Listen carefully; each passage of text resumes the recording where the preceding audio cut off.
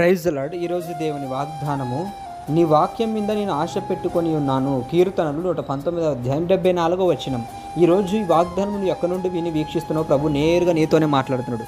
ఇంతకాలం ఎంత వాక్యం చదివినా, ఎంత పరిశుద్ధంగా ఉన్నా, ఎంత యథార్థంగా ఉన్నా, ఎంత మందిరానికి వెళ్ళినా నాకంటూ నా జీవితంలో దేవుడు అద్భుతం చేయట్లేదు నువ్వు అనుకుంటున్నావా? ఈ వాక్యం వింటున్నా, ఈ వాగ్దానం వింటున్నా నా ప్రియ సహోదరి సహోదరుడా, అయితే నీకు ఒక శుభవార్త. ఇదిగో ఆయన వాక్యం పైన నువ్వు ఆశ పెట్టుకుని ఉన్నావు కదా, నీ ఆశను నేను నిరాశపరచను, నీ కార్యం నేను సఫలము చేయబోతున్నాను అంటున్నాడు. కనుక నువ్వు భయపడవద్దు, ధైర్యంగా ఉండు. ఆయన యందు మాత్రమే నమ్మకం ఉంచు. ఆశ పెట్టుకుని వాక్యం వైపే నువ్వు ధ్యానించు. వాక్యాన్ని ధ్యానించి ప్రభు వైపు తిరుగు. నీ కార్యం సఫలం చేయబోతుంది. నీ కోసం ఒక చిన్ని ప్రార్థన చేస్తా. మహాపరిశుద్ధుడా, ప్రేమస్వరూపుడా, నీ ఉన్నతమైన శ్రేష్టమైన నామమును వందనములు స్తోత్రములు నైనా. ఎక్కడి నుండైతే నీ విడలి వాగ్దానం వింటున్నారు వారందరి జీవితంలో ఆశకులు తృప్తిపరచుదువుగా కానీ ప్రార్థించి అడిగి వేడుకుంటున్నాను పరమ తండ్రి. ఆమేన్. God bless you.